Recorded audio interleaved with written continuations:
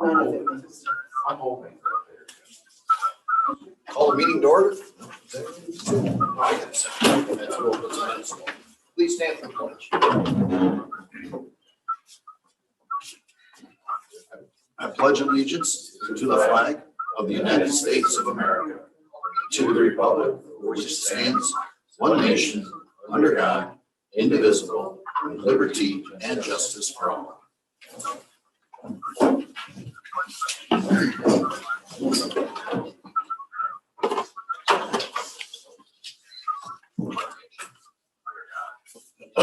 Got a couple of additions to today's agenda. The board is so early. I'd like to add a number 10, which is regarding the work that Bonadio is doing for our AUD, which is the annual update document. And add a number 11, which is a transfer from reserves, and then move everything down accordingly. John, would you like to do that under 9 since there's already a line item for budget transfers, or would you just like to line that out? Oh, it's fine with me to do it under 9. Okay, I just want to make sure. Or just have a 10 and then everything will move down. John, would you like to do that under There's already a 10 here.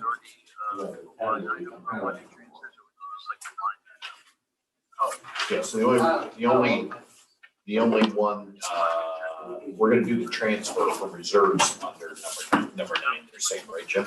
Yes. There's already a spot, so. So Any other discussion? All in favor? Aye. Any opposed? Thank you. Next, we'll move on to public comment. There's already a spot. We'll go to communications. Jim? Yeah, again, my main focus right now is town and county tax collection. I was able to pay the entire town warrant. I think February 2nd was the date of my last check to the town. So the town has all of the money from the taxes, and I am now paying the county, which will go through the end of May. So that's all I have. Okay, Sean? I have nothing. Karen? I have nothing. Cindy? I just had a couple of things from the library. The library, I don't think I reported this the last time, hired a part-time or a fill-in for the director. Her name is Liz Clark, and she's doing a very, very good job. Kelly is still holding her story times at the gazebo, and she gets 3 or 4 or 5 little kids there in the cold. And the new schedule is working out well, and that's it. Thank you. Tom? John? nothing. I'll move on. My communication is that I'm taking part in the Association of Towns training next week, which starts a week from today. Been participating in conference calls with supervisors and mayors from Monroe County, as well as a county-wide phone call, which usually includes the county doctor, what's his title? Mendoza, whatever his title is. We had some HVAC service done both at Town Hall and at the library building. And I participated in an OSC webinar called Understanding the Cost of Services. Good webinar. We've received 5 applications for finance director. One person right out of the gate decided they weren't interested. I did 4 interviews, and right now we're down to 2 finalists. We're doing a background check on them, and as soon as that comes in, we'll take it from there. Hired Denise Zimmerman as a part-time supervisor secretary. She starts March 8th. We've had quite a few unemployment claims for employees who aren't unemployed. So there's a lot of fraud going around. I know the village has had some as well, and other towns. So I don't know where whomever is getting this information, but we've had a couple of those, so we're continuing to monitor that. Were they ever employees of the town? They are currently, Oh, I see. So they've Just changed used it. some of the rules for unemployment. but these people never missed a day, They've never applied either. and they've never. Oh, they- Their social yeah, security they're- numbers were, It's total. We had a lifted. couple as well. Yeah, they just used their name. yeah, Their number, their social security number. yeah. I don't know who's getting this information, Yeah. China. But anyway, it's fairly widespread as I understand it. Let's see, you mentioned about the library. The library board of trustees has a new trustee, Anne Marie Gordon resigned. And when someone resigns in the middle of their term, the library board of trustees gets to name the replacement to fill out the term. And the lady's name is Nippa Armbruster, right? Cindy, is that right? Yep. Nippa. I don't know her, but she came highly recommended by Christina. She thought she'd be an excellent addition. I've been talking to our vendor regarding our panic buttons, increasing the number at town hall. Been working with the vendor on that, so I'll let you know more about that as we progress. But I wanted to get more panic buttons in at town hall, just to be on the safe side. I also want to have them serviced and checked at least once a year. Currently, we don't have them checked, so if they stopped working, we wouldn't know. We press the button and for help, and help didn't come. We didn't know why. It didn't work. Give everybody a tax history, 16-year tax history on amended tax rates, including the town outside the village rate, the levy, and any changes in the levy. We should do that annually. And as Mr. Mirsky said, the esteemed tax collector has turned over $3,200,531 to myself, which is the warrant for the town's portion. And we received notice from the county that Hyzon Motors has applied for a pilot. That pilot is only for the future addition. They're gonna pay full taxes on the building and the current property, but the addition will be subject to the pilot, which is a 10-year pilot, starts out at 10% and goes up 10% a year for 10 years. I did check with the attorney for the county, let him know, Karen, that you are an employee, and asked her if there was any conflict of interest that we needed to be concerned about. She said no, there was not. That concludes my communications. Can I ask a question? Absolutely. Is Danny sitting here? I brought it up before. As you've noticed, the school district of Victor has been held hostage now for 2 weeks. And I just want to verify that I don't think people are coming after the town of Minden, but do we have specialty ransom protection? At the end of the day, you can't stop the determined attacker.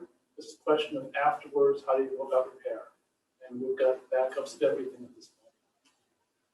So backups of everything would protect us from others. Well, so you've got the antivirus in every computer, which ideally will stop the attack. If it fails, because inevitably the attacker has to get it right once out of a million attempts or however many they make. Yeah. We have to defend every single time. So the odds, it's inevitable. Ideally, no one comes after us, but you don't build your plan about we will always block the attack. You build your plan about when they get lucky, how do you recover? So we've got backups of the server, all the data, and reinstalling on one of the systems is relatively straightforward.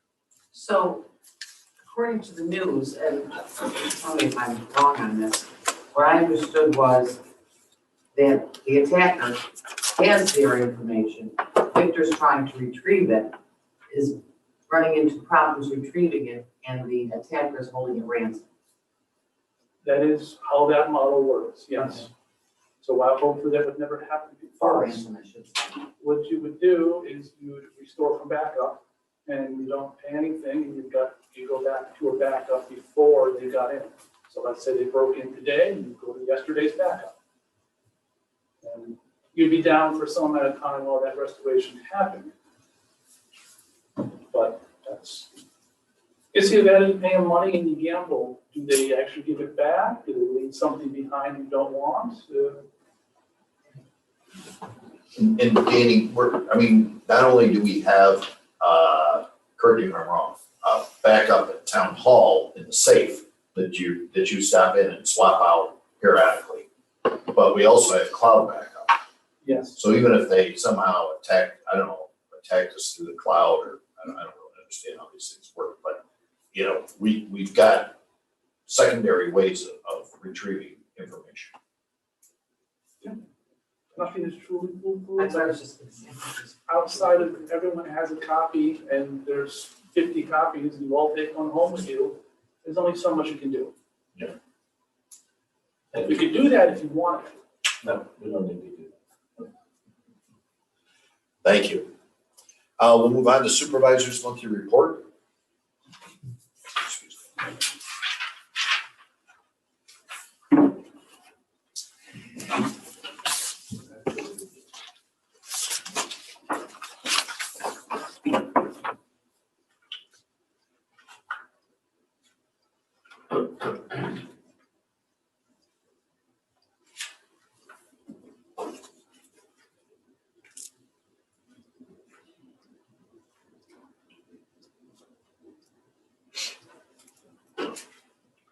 Motion to accept the supervisor's monthly report for June 2021.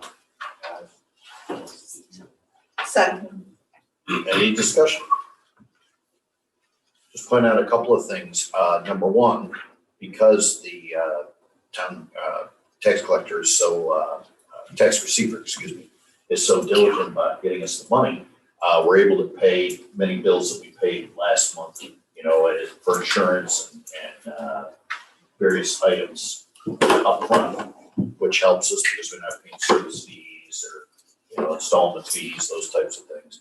And number two is that if you look at the B fund down at the bottom part, you'll see that it's in the negative of $41,000. And that is because we didn't raise any money in taxes in the B fund. We did not increase, bring in any money through the tax base. Everything is in that, all the revenue in there is from other sources. So we, of course, would have to use fund balance in order to pay those bills out of B. But as revenue streams in throughout the year, that number will fluctuate, probably go down versus going up from this point on. Anything else? All in favor? Aye. Any opposed? Thank you. Move on to town clerk's monthly report.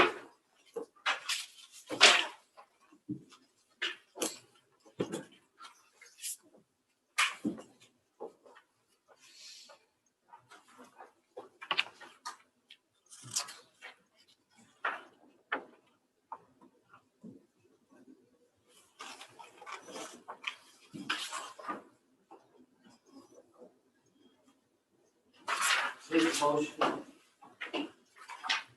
to acknowledge receipt of town clerk's monthly report for January 2021, showing receipts and disbursements in the amount of $2,343. Any discussion? All in favor? Aye. Any opposed? Thank you. Move on to minutes.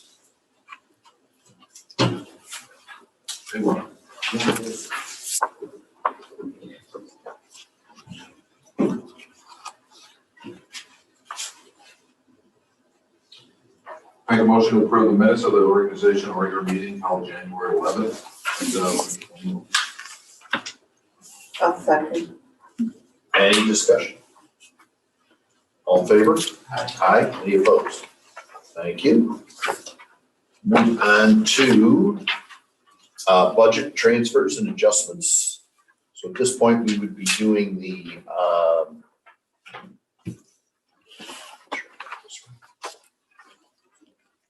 transfer, which is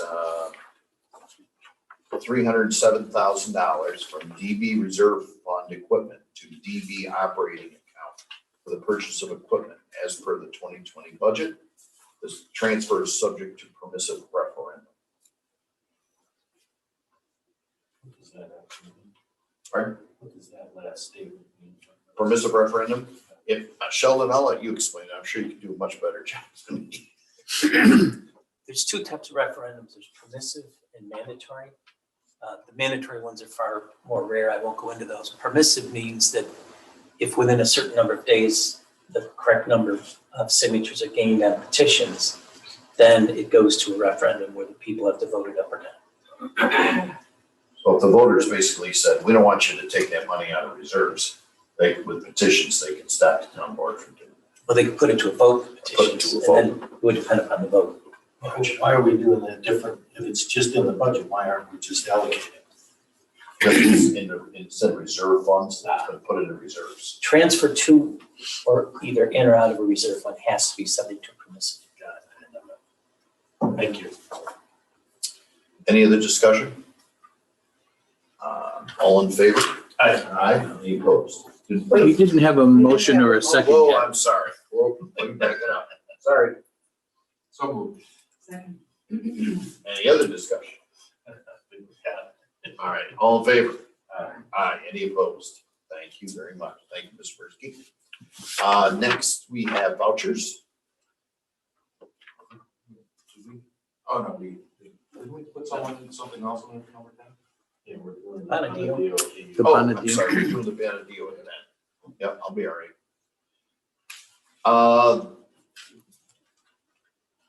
This is a motion to increase the amount paid to Bonadio Group to prepare the 2020 AUD by $500 for an amount not to exceed $3,200. The original amount was $2,700 to be paid from account A 1310.401.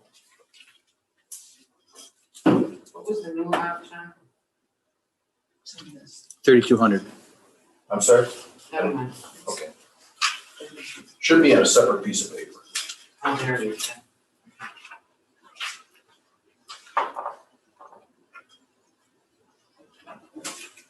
So moved. Second.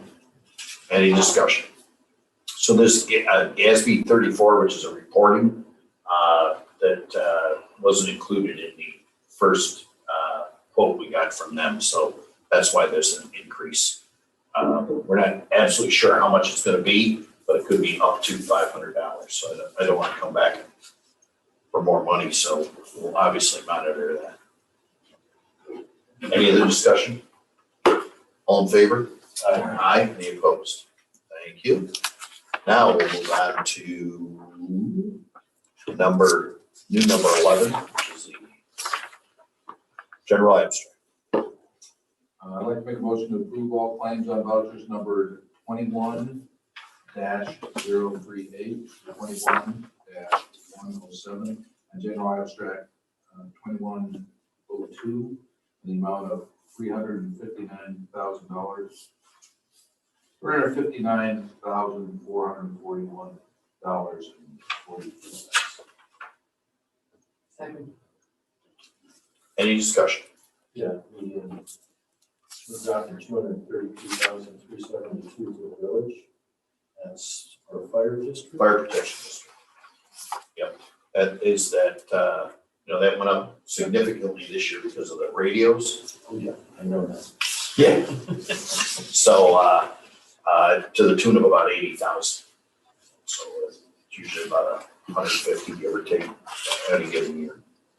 And then the other big item was salt, rock salt, unexpected. Any other discussion? As I've spoken before, one of the things that bothers me about the fire protection district is that the residents don't really, the only say they have is through us, the de facto fire commissioners for that area. And with discussions at the village surrounding a new firehouse, I am concerned about their representation because they're being taxed. I think there was something about that once in our history. Move on to the library abstract. Oh, we need to vote. Sorry. All in favor? Aye. Any opposed? Thank you. I'd also like to acknowledge library vouchers number 21007 to 21020, library abstract 21-02, in the amount of $7,222.51. I'll second that. Any other discussion? Just a presentation. All in favor? No vote. No, we don't need to vote on. Oh, I'm sorry. I don't know why I'm off. Must be the camera. Yes. Thank you. Next is the comprehensive plan update, public hearing. At this point, do you want to do that first and then open the public hearing afterwards, Sheldon? Or is it okay to open the public Go ahead hearing? and open the public hearing to see if anyone has anything to say, just a public hearing. Right, but I mean, that, Wes is gonna do a little presentation as well. So we'll open the public hearing, do the presentation, or vice? Okay. So at this point, I'll open the public hearing and turn it over to Wes for a presentation. Thank you, John. Happy to be here tonight for the Town of Mendon's public hearing on the comprehensive plan. We're kind of coming in to close the loop on the comprehensive planning process. And the presentation that I have tonight is very much the same as what we gave 2 months ago here in December. But I will kind of go through, so I'll go through those slides and talk a little bit about where we're at and what would happen next after tonight. You good with interchange here? Push off that. Oh, Questions and oh yeah, absolutely. Yeah, happy to entertain questions. I do apologize for the color scheme that the projector is displaying. I brought the incorrect cord to connect my laptop to the projector, and the result is this very ugly, difficult to see screen. Anyway, we'll go over who was involved, the plan structure, the layout, a little bit about the town's vision, strategies and action plan, priority initiatives, and next steps. The steering committee consisted of a cohesive group of individuals that dedicated a significant amount of time to discussing various issues that are important in the town of Mendon and reviewing draft material, looking at past plans and looking at maps. So these people on the left are to be recognized for their time and dedication towards helping assemble the draft comprehensive plan.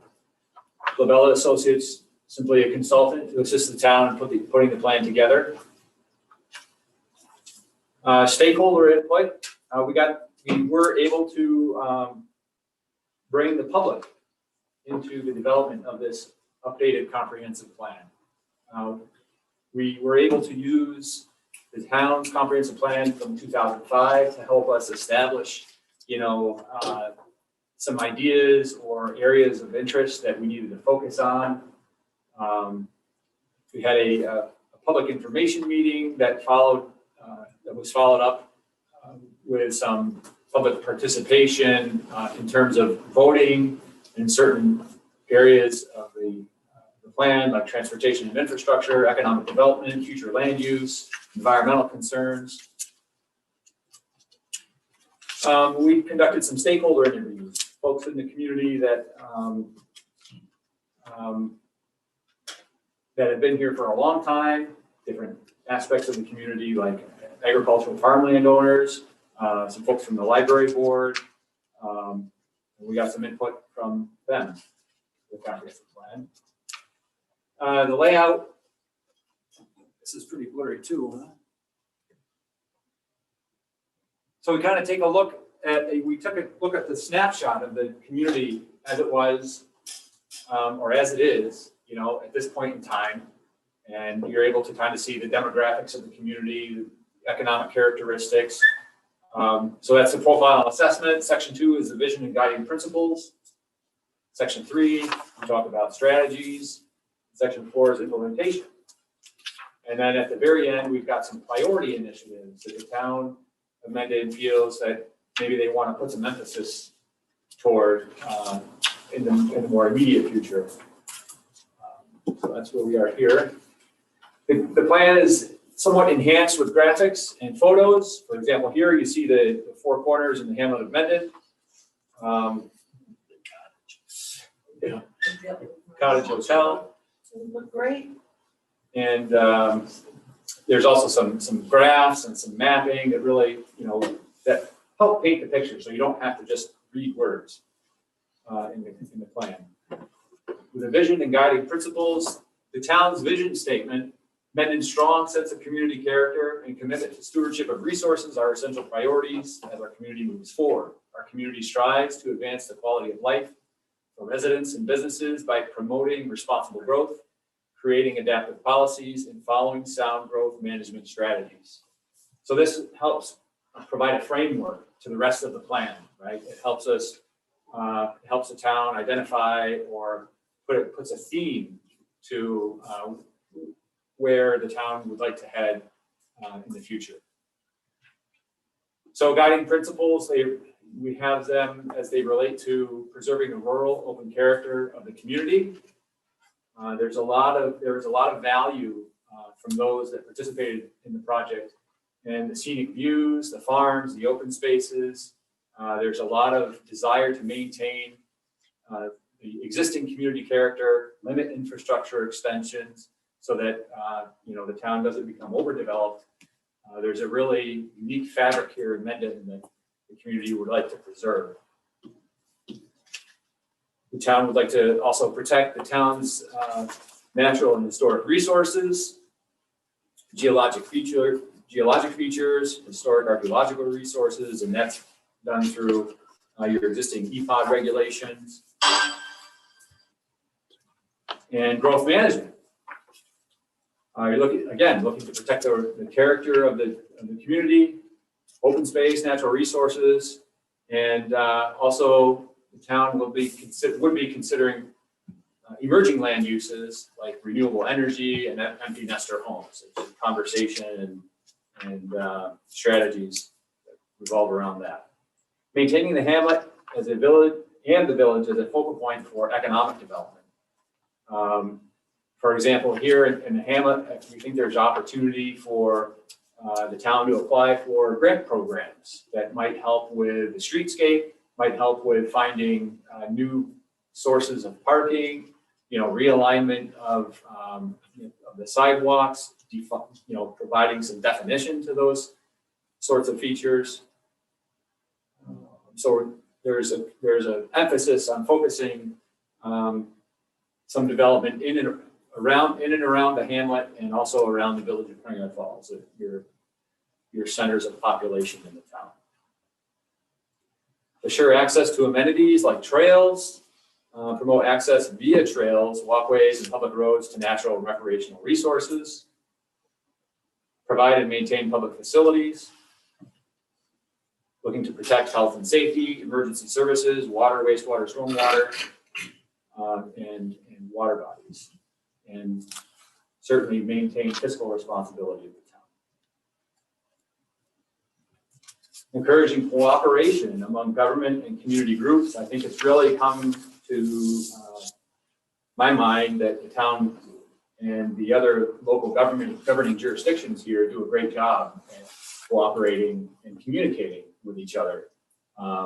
Hopefully, it's not just a warped sense of information that I perceive, but that it's true between the village and the town, the county, and the school district.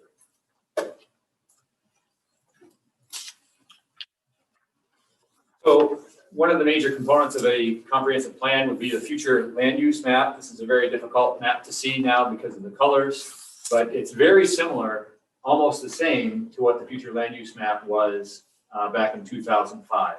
There's a slight adjustment near the east side of the village where, maybe there could be some more dense housing on the east side of the village.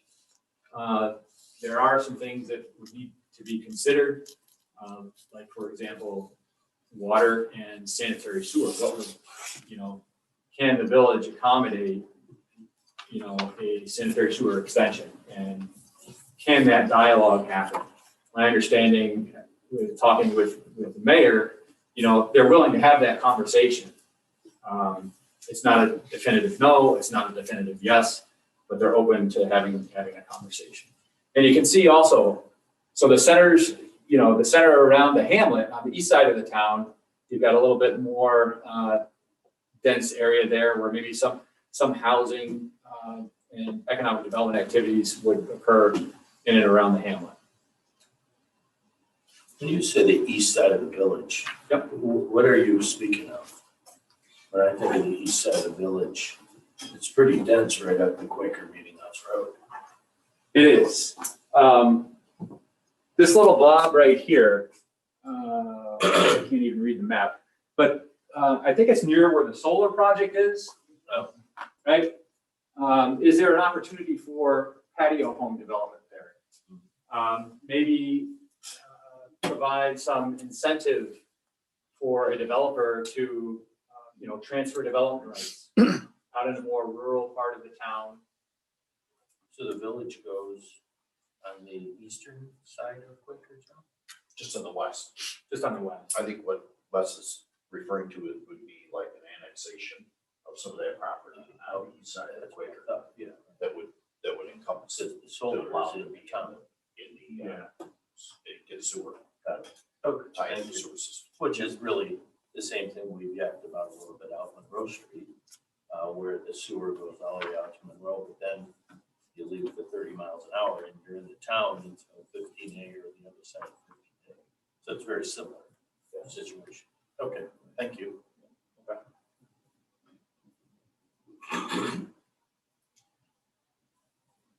Oh, I'm going backwards here. Let's get going forward.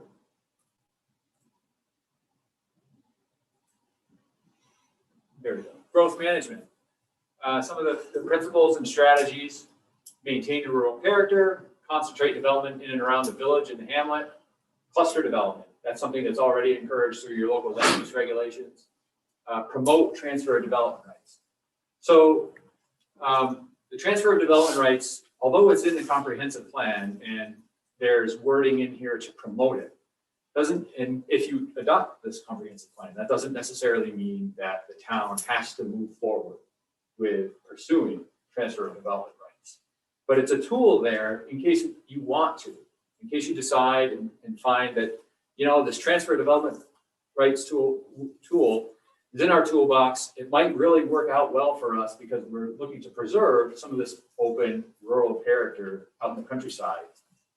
And one way to maybe do that is to transfer those development rights from that rural countryside area to an area adjacent to the village or adjacent in and around the hamlet of Mendon, to allow an increase in density for development in those areas and preserve the rural character. Can you give me a little better description of that? I mean, so we got 100 acres that is pending sale on Cheese Factory Road right now. What transfer of development rights, what does that actually mean? So if you think about your rights to a 100-acre piece of property, right? You've got a bundle of sticks there, right? And some of those sticks are designated for, potential development, right? The zoning code, as it stands now, allows me to, develop X number of homes. Sure. Right? The transfer of development rights process simply takes those sticks. So if you have, those sticks in your hand, the transfer of development rights takes those sticks out of your hand and extinguishes those development rights on that 100 acres. So it keeps it preserved as farmland per se, or woods or whatever forever. In perpetuity, right? Which is, I Pittsburgh did some of this. It's very possible, yep. I didn't know what you said, John. I think Pittsburgh did. They did some preservation of land for perpetuity. Yeah. Because they were growing so fast. But now that I have these development rights from your property, Yeah. I'd like to transfer those and use them elsewhere in the town, right? So for example, an area on the outskirts of the village, still in the town, but on the east side, I guess, of Quaker Meeting House Road. Sure. you know, is that an opportunity for me to increase the development rights in that area of the town that would probably require connection to the village's sanitary sewer system? Right? So then, you know, maybe I'm allowed on that east side of Quaker Meeting House Road, maybe I'm allowed 20 units today without those development rights. But maybe because I got those development rights from the rural countryside where you are, I can now develop 40 units in that area instead of just 20. But that's going to increase the density, right? But maybe if you are looking to increase density, if you are looking for, you know, smaller patio homes, smaller lots, and there's willingness to do it around the village, you have that tool in your toolbox to be able to do it. To help? Okay. Let's see. So it's a growth management tool. Transportation and infrastructure, promote connectivity between developments, improve parking in the hamlet. I think that's a big one, right? There's been quite a bit of conversation. I know we had quite a bit of conversation at some of our steering committee meetings about parking in the hamlet and potential solutions there. Encourage complete streets. And that's a little bit, you know, a complete streets model, what you saw in that graphic with the Cottage Hotel, you know, you saw a little bit of parking on the side of the street. You also saw a pretty wide sidewalk, right? So it's kind of remanaging that area within the right of way and immediately adjacent to the right of way. All right. Economic development, promote agricultural economic development. There's some discussion about wineries and breweries and cideries, allowing those types of unique businesses in your community and promoting that sort of thing. Let's see, economic development, natural and historic recreation, natural, historic, and recreational resources, protect the natural resources, continue to protect the historic resources, and connectivity again. So there was discussion about having a greater housing diversity. You know, there's largely single family homes here in the town of Mendon. There are some new apartments going up, right, in the community, in the village. But certainly some empty nester housing might be desirable in the town as well. Let's see. Government and community services, improve communications. I think that's a little bit misleading because my understanding is there is quite a strength in this community for communicating between local governments. And establish government resiliency measures. And it seems to be almost, I think, the topic that you brought up earlier in the meeting about, you know, cybersecurity and your networks. You know, I think that's part of government resiliency. So there's an action plan that kind of spells out some of these strategies, what they're intended to do, some entities that might be responsible for getting that strategy going. And then also a time frame within which the town can look to getting things kicked off or working on those particular strategies. So the priority action items, right? There's 5 of them. Promote compatible renewable energy. That was one of them. Maintain Mendon's rural character. Revitalize the hamlet of Mendon, promote housing diversity, and wastewater solutions for the hamlet. So as far as next steps go, tonight is the town board's public hearing, as you know. It's an opportunity for the public to comment on the draft comprehensive plan. You know, the plan was on the town's website. Maybe some folks have had the opportunity to take a look at that. So tonight you would address, if you desire to, you can address seeker and move forward with adoption of the plan. After adoption, we would provide the town with hard copies of the plan and digital copies of the plan. And then it's up to implementation. And some of those implementation measures might be applying for grant funds. And a lot of the funding entities out there are looking to see that the community has an adopted plan where some of these visions and goals and strategies have been thought out previously, so that they know that there's a commitment there on behalf of the municipality to see a project through to the end. So that's really all I have for you right now, and I want to defer to anybody in the public if they might have questions or comments. So once again, this is a public hearing. If anybody would like to provide comment, we ask you please provide your name and address. Okay. At this point, is there a motion to close the public hearing? So, I'm sorry. Any discussion? All in favor? Aye. Any opposed? Thank you. Thank you, Wes. Yep. We'll talk with seeker adoption. You should have a draft of a seeker resolution. Thank you.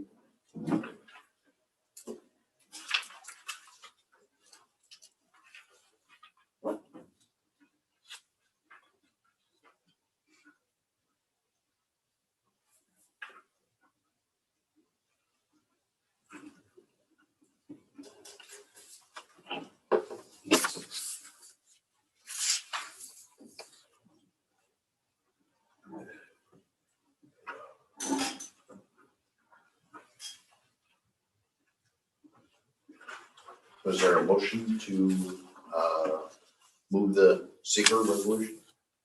Is it a requirement of the comprehensive plan? In other words, are we adopting the comprehensive plan by moving this? You have to do the secret review, then the next resolution is to adopt the plan. We can do either one tonight, but, or we can do both tonight, right, Joe? Yes. But, I mean, it's a substantial plan. And Cindy and your team, I give you all the credit. You guys did a great job. I see a number of things that are very properly identified in this plan. Clearly, the hamlet it needs some love, and that's been identified in this plan. It just looks like it just needs a big refresh, that's for sure. Am I allowed to keep commenting here? Sure. I think housing and your point about cluster, the concept of putting a number of houses together. You even mentioned sewer. You mentioned doing it on land that is not favorable to farming. I really think here we are, the comprehensive plan, and for the past 10 years, we've looked at this Mendon Green. And I know there've been lots of issues with it, and it's been up and down and all over hill and dale per se, but it does fit what we're stating in this comprehensive plan, which is have new and improved housing, patio homes, empty nester homes, and you do it in a way that you don't spread housing across our beautiful town. And it sort of frustrates me a little bit in that we're going to possibly adopt something that in too many respects, I'd say we have rejected over the past 2 years. So that's a little maybe of just my frustration.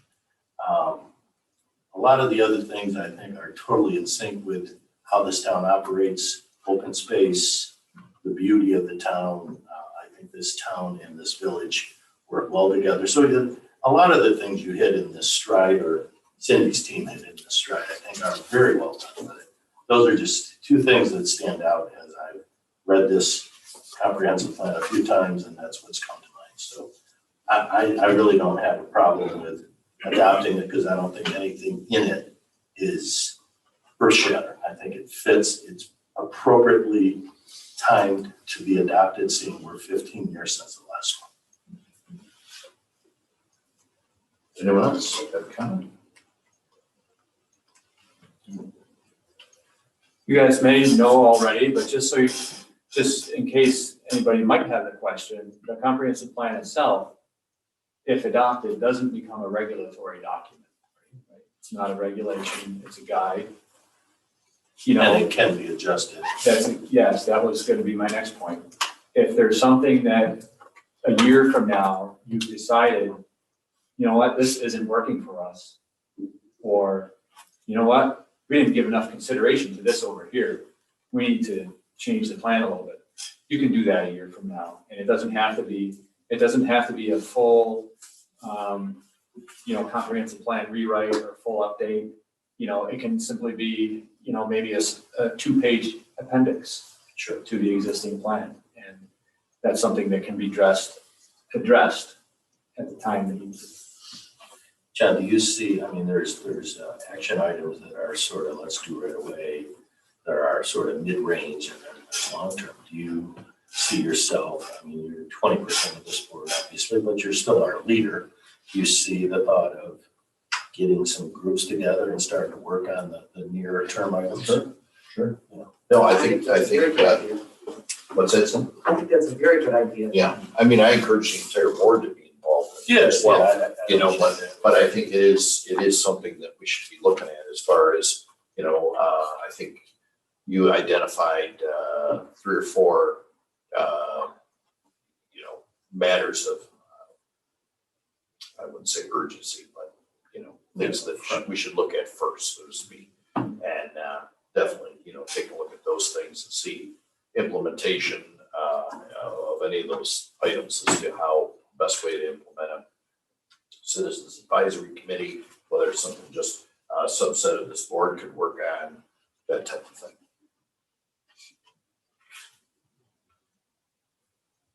So someone moved the seeker? No. Then I will, so move. I'll second. Any other discussion?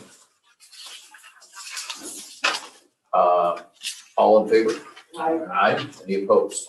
Thank you. Next, we have a town board resolution to adopt a comprehensive plan. Once again, this doesn't have to be done tonight, but if you're comfortable with it, we can move and vote on it.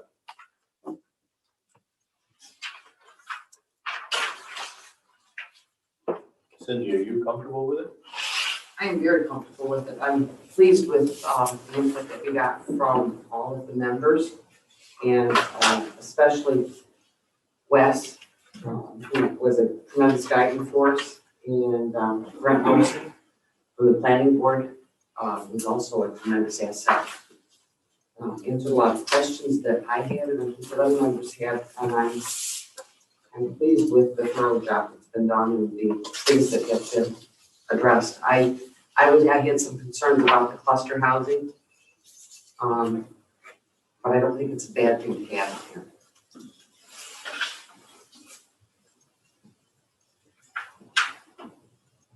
I'll make a motion to adopt the following. I'm not going to read it all, right? So As delineated in this resolution. I will make a motion to adopt this resolution based on moving forward. I'll second it. Any discussion? We did receive communication from Monroe County Department of Planning and Development, where they had, Michelle should have a copy of that, which is necessary to proceed. Any other discussion? All in favor? Aye. Any opposed? Thank you. Wes, once again, thanks. Yes, Yeah, thank you. Appreciate the time. Yeah, you bet. It's been my pleasure.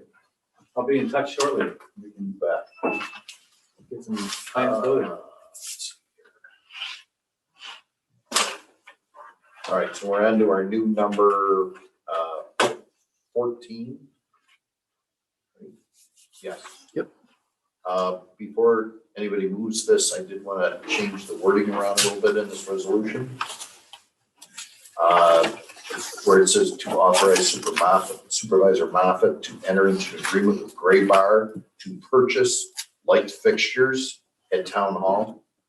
This is not, they're not actually doing the work. We're just purchasing the lights. I'll make that motion.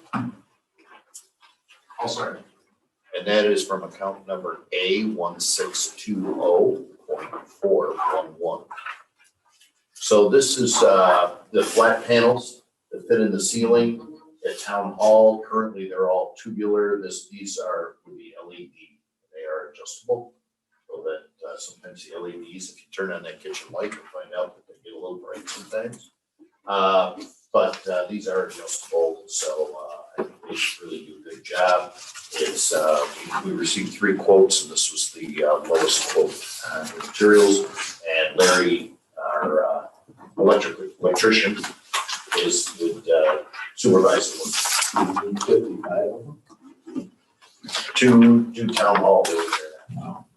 That's amazing. I didn't back count because I was. We actually have a move and a second, so we're just waiting on a vote. Any other discussion? All in favor? Aye. Any opposed? Thank you. Next, we have new number 15, which is boards, commissions, and committees training requirements. So this was a discussion at the last meeting, and anyone who did not complete their training received a letter that was dated January 12th, the day after our last meeting, and it explained that they had not satisfied their training requirement to serve on various boards and commissions, and that they needed to submit their 4 hours of training for 2020 by the close of business on Monday, February 1st, to provide appropriate training certificate or petition the board for approval of alternate training experience. The letter said if it's not in the supervisor's office by that deadline, action will be taken at the next town board meeting up to and including removal. And then we gave them some examples of training that could be used. So I bring your attention to this sheet here, which says 2021 training.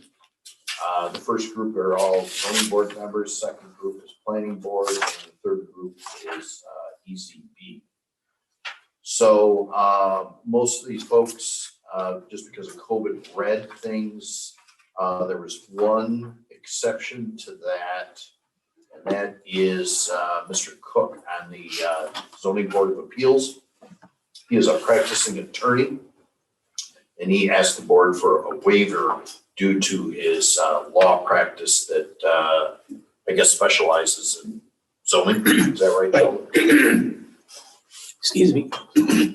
He, a very large part of his practice is handling zoning cases for municipalities, for businesses, whatever. So, I mean, he really could teach the training for the rest of the board. So the, I listed everything that everyone said they did. Obviously, because of COVID, we have no proof of that training because they went online and, did an online seminar, or they did read a book, or, that type of thing. Peter Grosso read chapter 260. I applaud him. But anyway, so that, and then that goes with the next sheet that you should have, which lists everybody. And the first one, which is Board of Assessment Review, I'm not really concerned with that right now, but it is on this document. So with Environmental Conservation Board, Peter Grosso is, if we consider his training appropriate, he's asked to be reappointed. His term expired December 31st, 2020. Also, I believe it's Sarah Dalton, I'm not sure of her first name, but Ms. Dalton, she resigned, and we have Stacy. Thank you. We have 2 individuals, David Wetter and James Livingston, who are both interested in serving on the Environmental Conservation Board. So if we reappoint Peter Grosso, we could also reappoint Wetter and Livingston and fill out the 5-person board. Chris Hood also, I'm sorry? Chris Hood also looks like Yes, he's in the yes, he did. I'm sorry, he actually, once I sent him the information, he was not, he really wasn't interested in ECB. Sorry about that. And that shouldn't be on there. So that would be a possibility for ECB with planning board.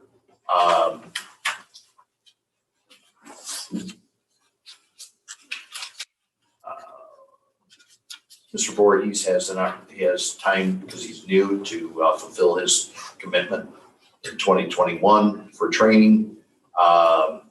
Everyone else there, Smith, her training, or she completed training as the other letter mentions, and she's up for reappointment.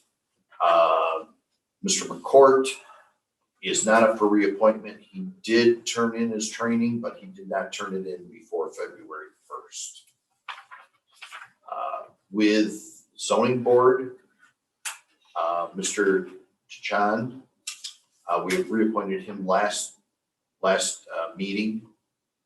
Mr. Cook asked for the waiver due to his practice, and Mr. Tudhope completed the training. He did not send any communication to myself, but he did communicate through the zoning board chair that he completed the training, and the chair forwarded it to me. So at this point, I would ask that if there's any of the training that is the board feels is inappropriate. What are you doing with McCourt? You said you didn't get it in on time, but Correct. is that enough to remove them, or are you gonna let that go? That's up to us. That's- That's up to us. He did get it in, but he was supposed to get it on Monday of last week. I think it came in on Tuesday or Wednesday. Yeah. I just wanted to bring that to everyone's attention because the letter was specific. No, when it should be. I understand. I know, and I know, past experiences, if you don't give people a deadline, they'll drag it out for weeks. So what are we doing? Are we? Is there any portions of these trainings that these individuals that have put down that anybody has a problem with, I guess I would say? I'm personally okay with it. We don't need a resolution for that, right, Joe? I'm just one guy. Yeah, no, is everyone else satisfied with the training? All right.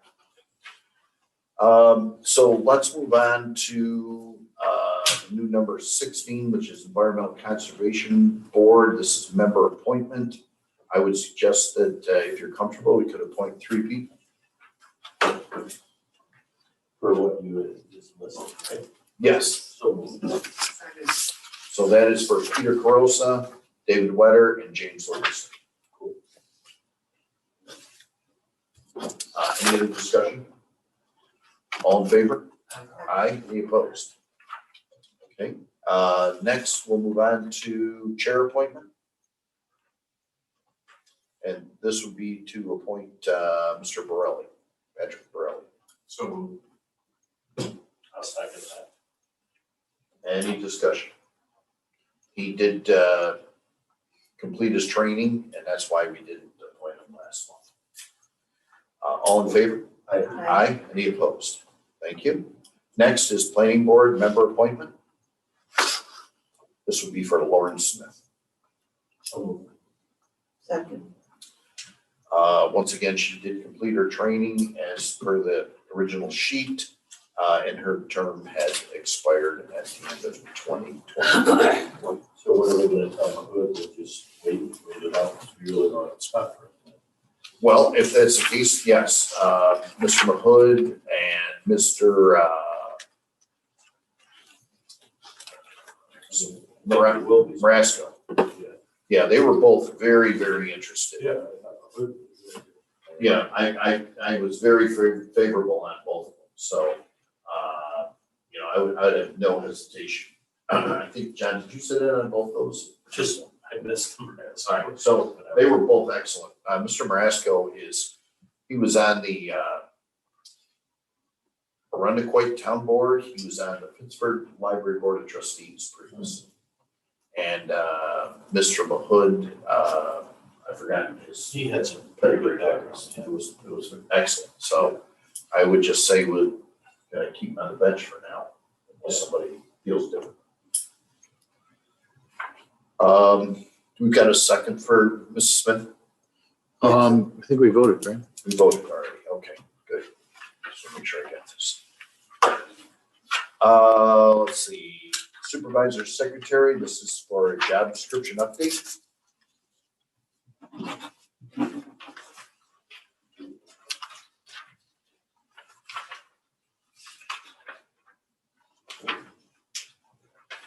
So moved. So because we are splitting up some of these positions at town hall, I wanted to clarify the job description because it was a little out of date. Talked about word processing. Any, Typing is still kind of old school. what's that? Typing is old school too. Yes, yeah, I guess typing, but I still consider which you want to keyboard typing, but I guess it's. Any other discussion? All in favor? Aye. Any opposed? Thank you. New number 20, Highway Department Split Waste Agreement Amendment.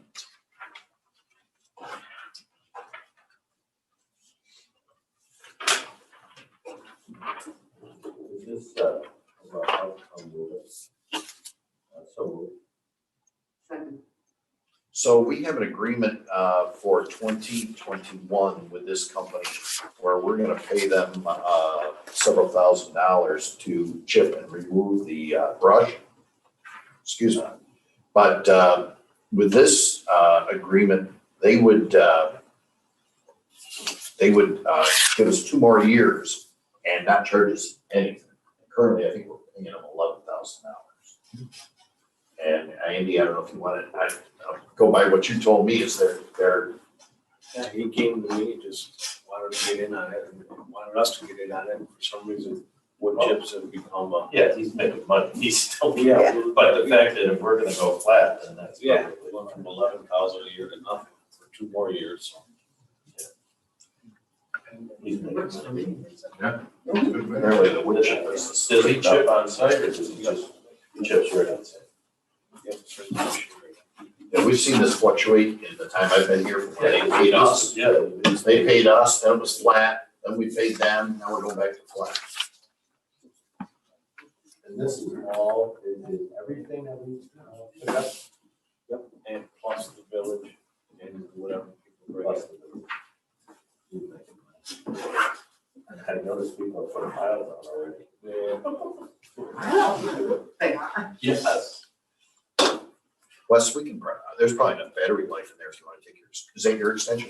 Yeah, I was just gonna, I left the bag, I thought maybe you could grab it, I could pick it up at the You town could hall. probably take it out. We're not gonna be here that much longer. I'm sure there's plenty of battery life there. Would it- It's all right, I take it? Yeah, go ahead and take it. I don't want to keep it from taking it.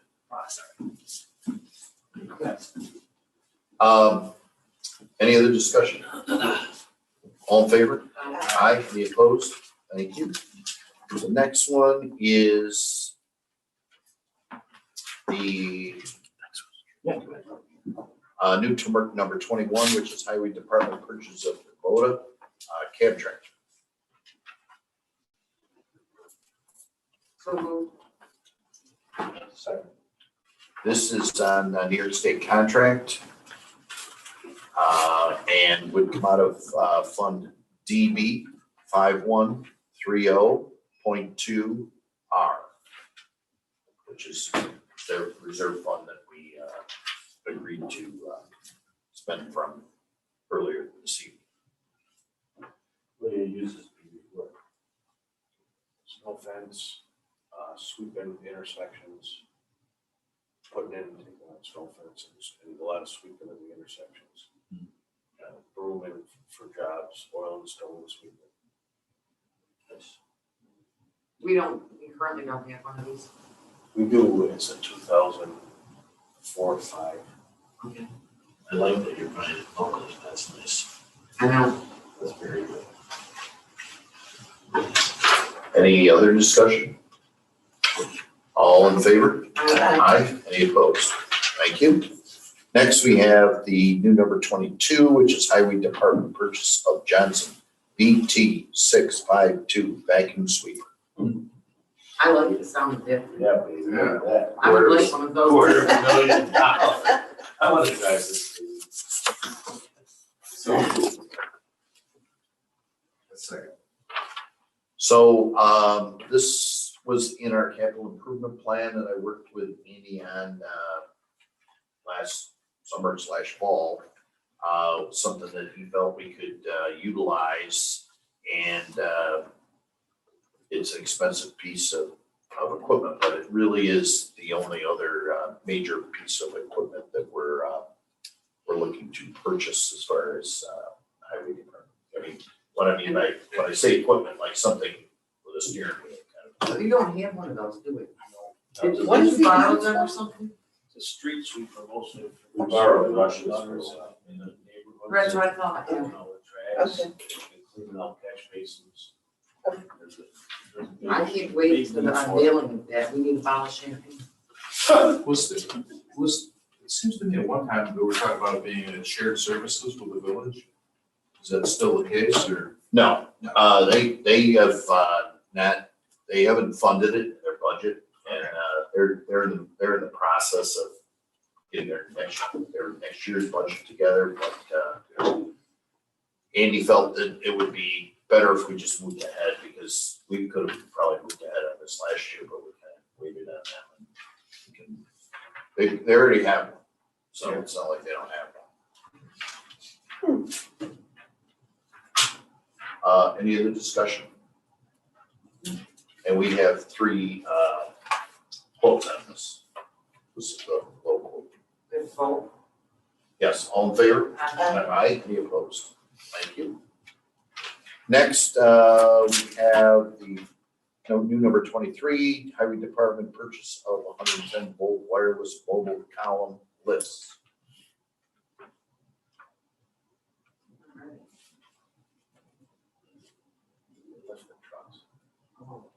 So you can look down. So Second. Once again, this is and the capital improvement plan. We did receive multiple quotes on this, and this is something we've been talking about the last couple of years about replacing. So I think it's talking to Andy and Art, I think it's a good move.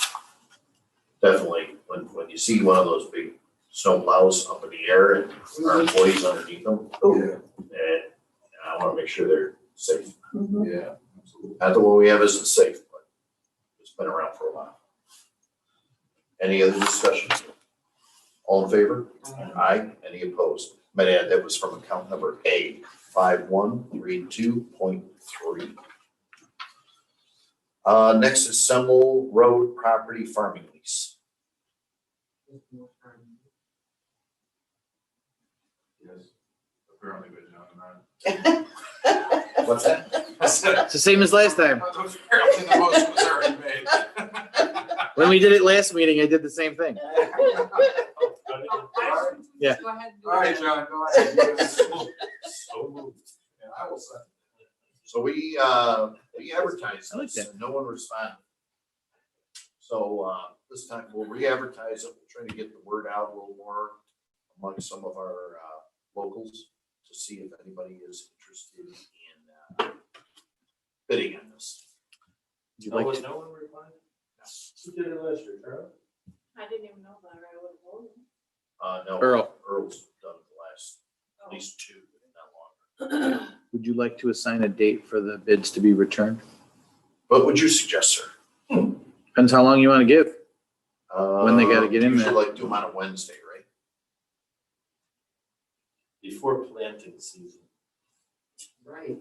So that's gonna go in the paper probably not to the 18th. Correct. So we give it a couple of weeks. How about, is March 3rd too soon? And that would be good, then we'll Okay, March 3rd.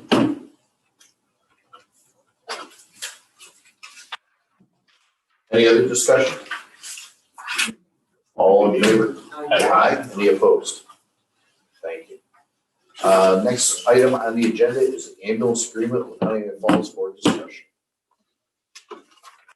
John, do you wanna? Sure. Share first? Yep, we've been meeting, every other Thursday morning for the past 6 weeks. So they're very involved at Village Hall, actually with a group of leaders, John and I from the town, Brian Anderson and Rick Milne from the village, Todd Campbell, who is the town supervisor for West Bloomfield, and Dan Harris also from the village, who's a village trustee. And it's been pretty wide-ranging conversation, including everything from what's going on with ambulance, pseudo volunteer, because there isn't much volunteerism left in ambulances, just because of the fact that when you place that call, they gotta know, do you want basic life service or what's the advanced life service?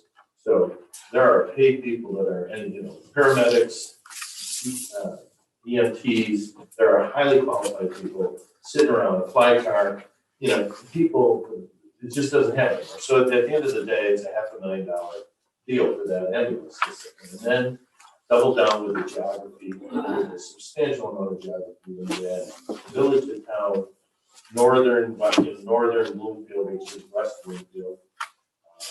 And then we're off running a bunch of calls in line. So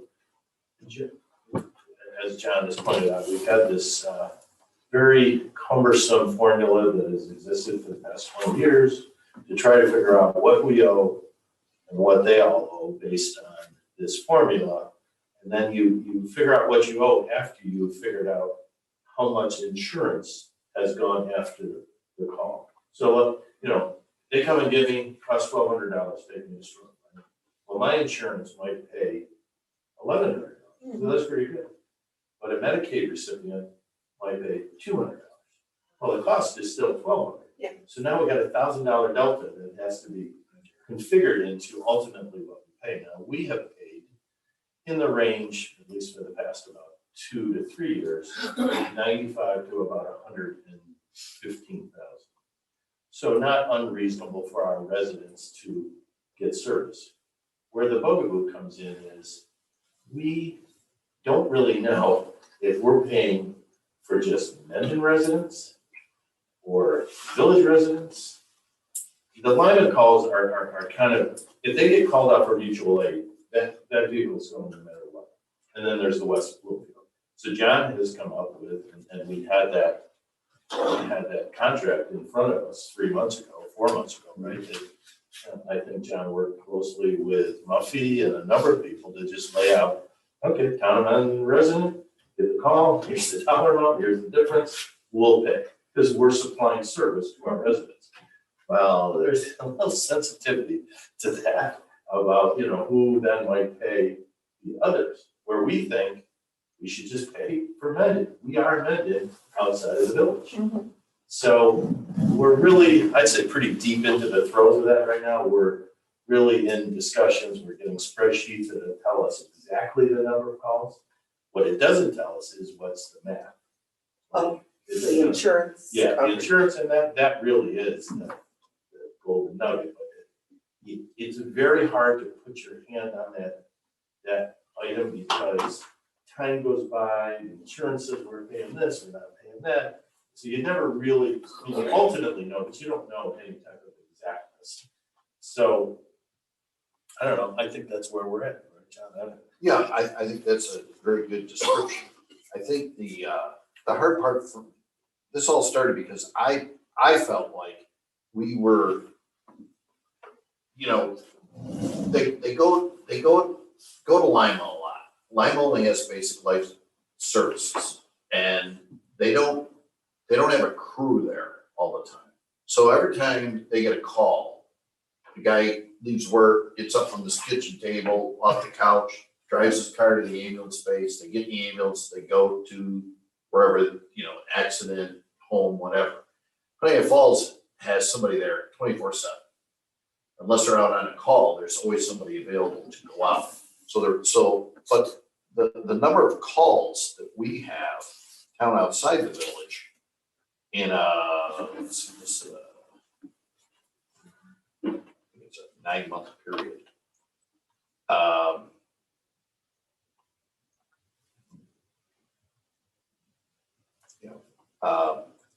That we're seeing, and the number of calls that we're seeing to for instance, Lima.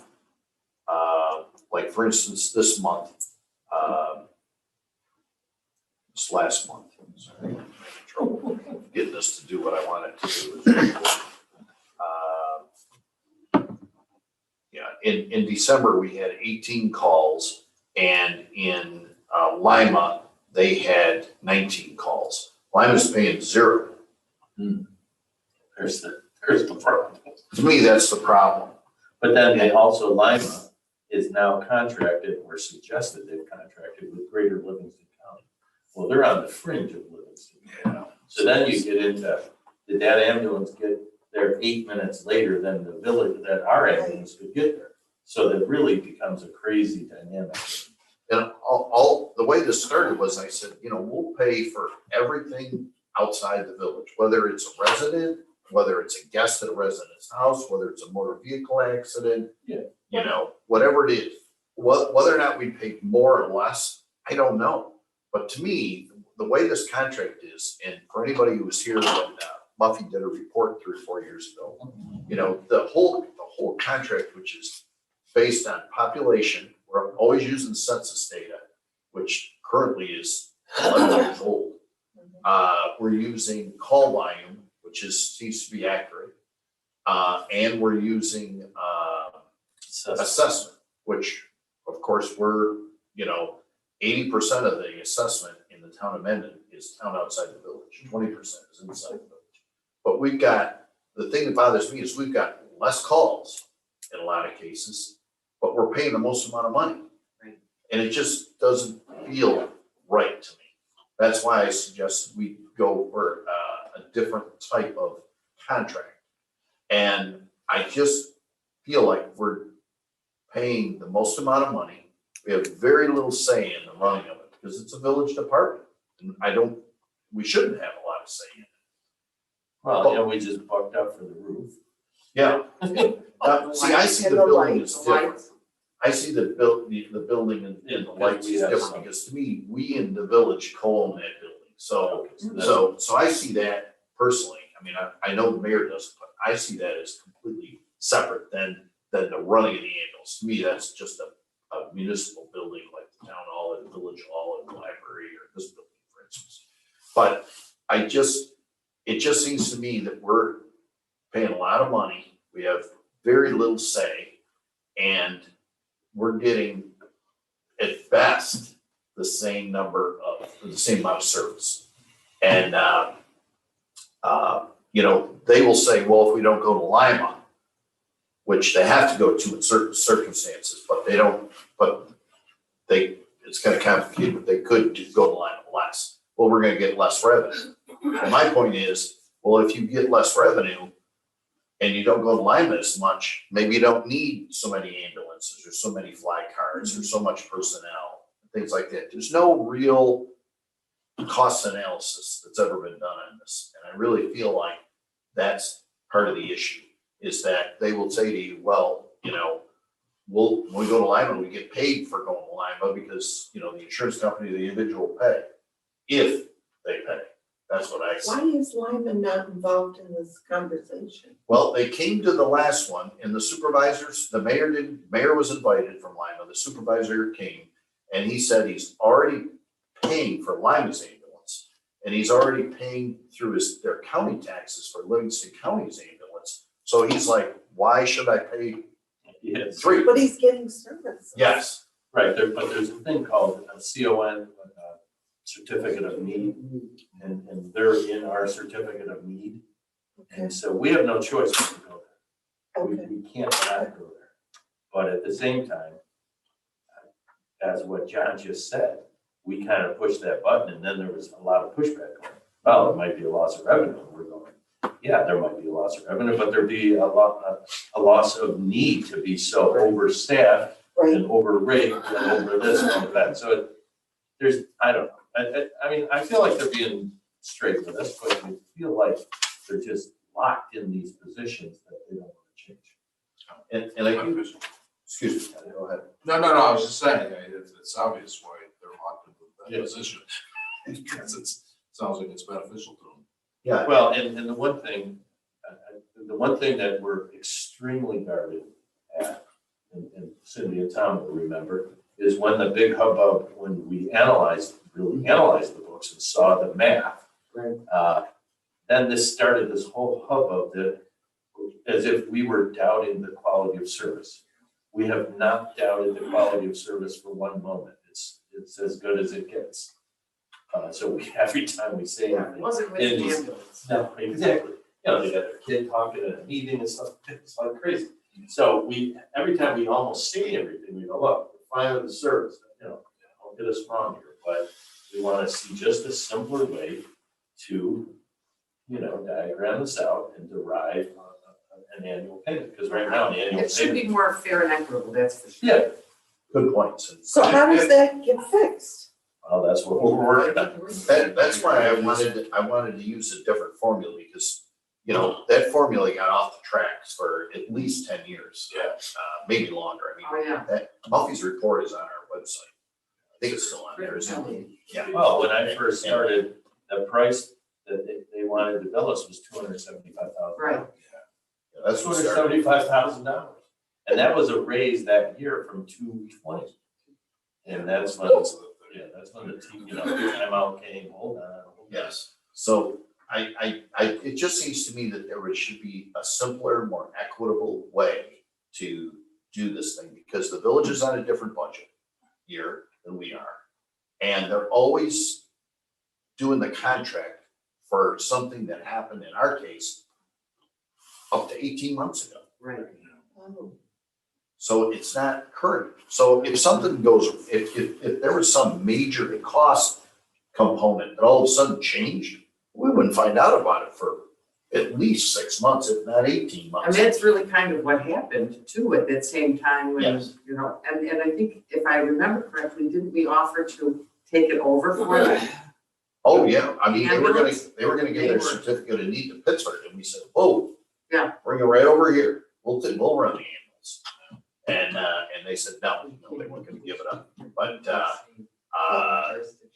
it's a very, very complicated issue.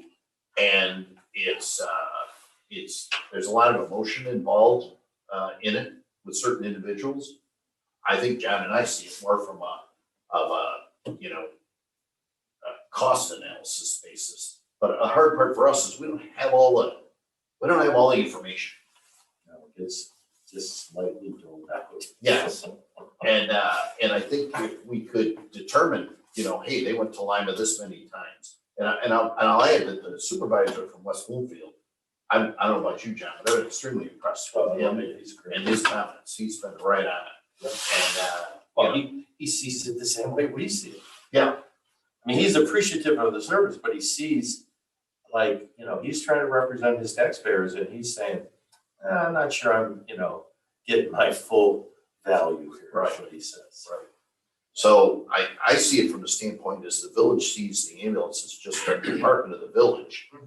And they tend to throw things with building into that category where I'm saying, no, like the building should be separate and the operations of the ambulance should be Based separate. on the labor, and the calls, Yeah, and gas. we tried to, back when Muffy did this report, we tried to get them to declare it a enterprise, which would separate all revenue and expenses from what, it would almost be like our L fund for our library, or like a special district, like a water district or something like that.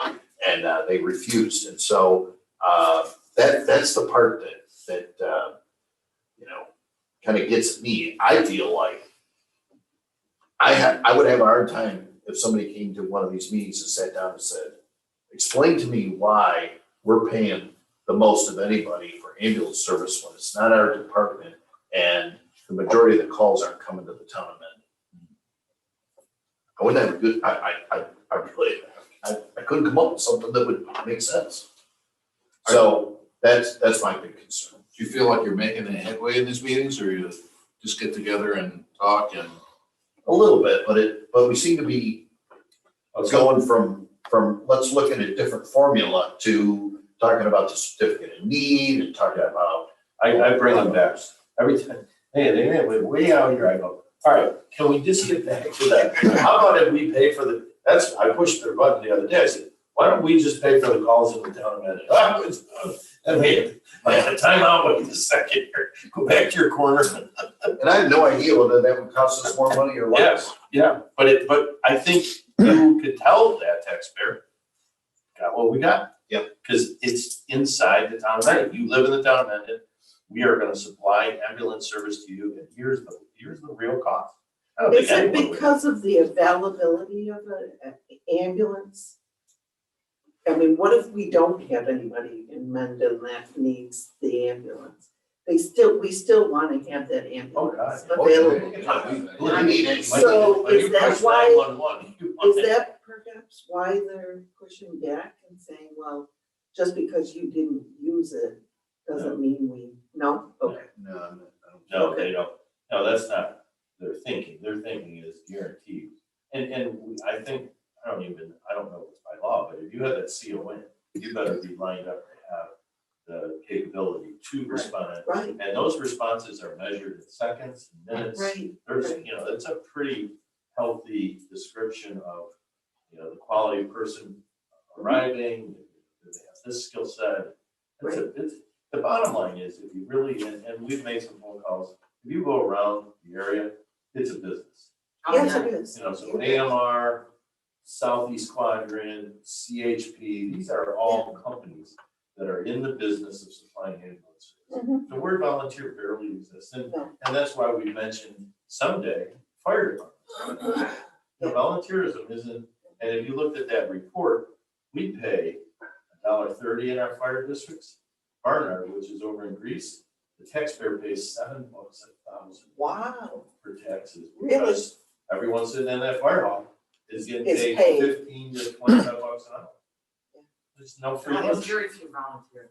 Yeah, well, but you think out here, the village, you got 34 volunteers over in the village. Right. that's great. So, but it's hard to protect that, and I didn't bring up tonight, I'm attending a meeting 2 weeks from tomorrow for, I think they're getting closer to announcing, upgrading that fire hall, or they're doing something, so that has been, they've been going through a lot of reviews and stuff, but that's not.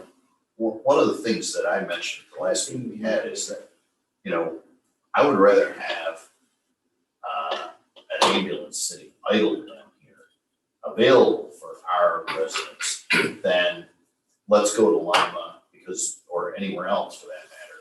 Don't want to pick on Lima, but anywhere else so that we can make money. Yeah, I want it available for our residents. If our residents don't need it, so be it. We're paying those people. I don't have a problem with that, but it's available.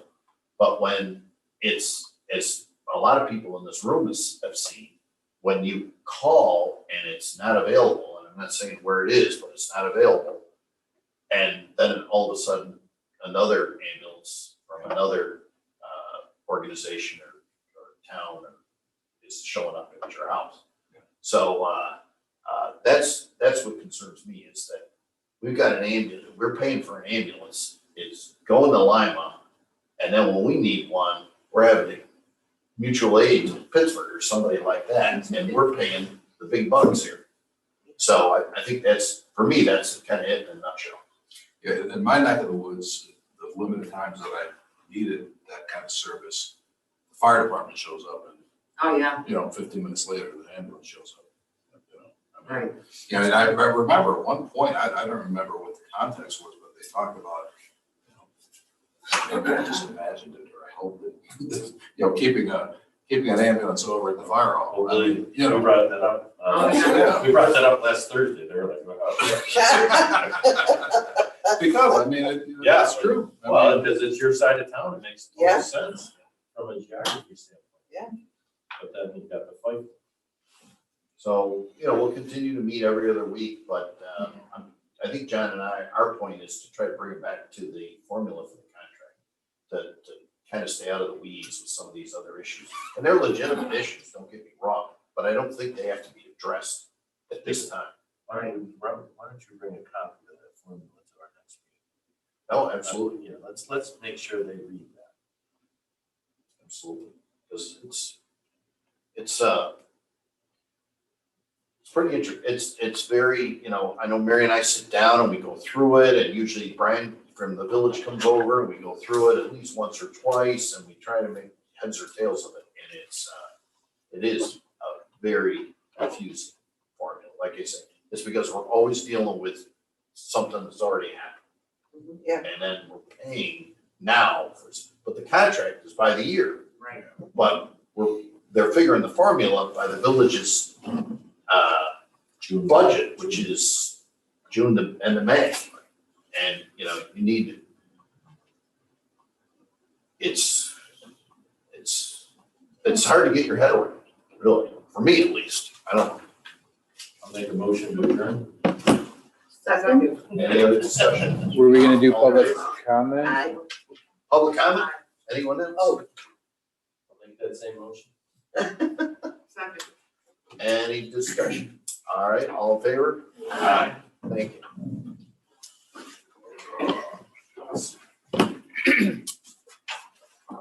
You know how we talked about the comprehensive. Danny, is that Same issues from the 15 being years ago. simulcast somewhere or is it Discussion recorded? about 20 years ago. It should be going straight to YouTube. Absolutely. Everything